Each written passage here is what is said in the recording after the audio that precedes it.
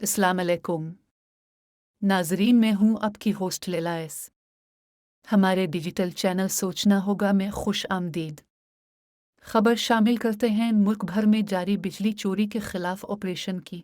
वज़ीर आज़म पाकिस्तान के अहकामात पर सेबको टीमों की तमाम ऑपरेशन सर्कल्स में बिजली चोरों और नादहिंदगान के खिलाफ कार्रवाइयाँ जारी हैं।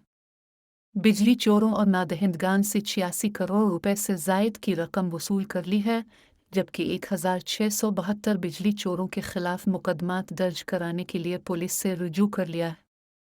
तर्जुमान सेबको के मुताबिक बिजली चोरी में मुआवनत करने वाले 27 एहलकारों को मुअत्तल किया गया है और एक एहलकार का केस FIA के हवाले किया गया है।